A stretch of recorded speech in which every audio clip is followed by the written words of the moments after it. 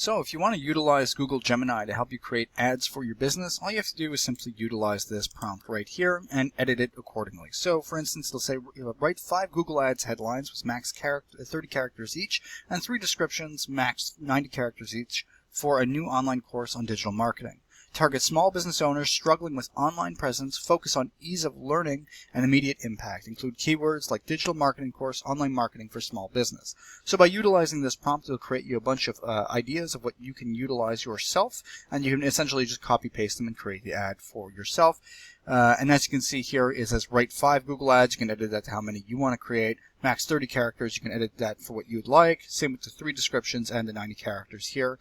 And what I'd recommend doing is obviously editing the prompt to fit exactly what you are marketing if you're not marketing something regarding an online course in digital marketing for small businesses. But just to give you an example, go ahead and enter.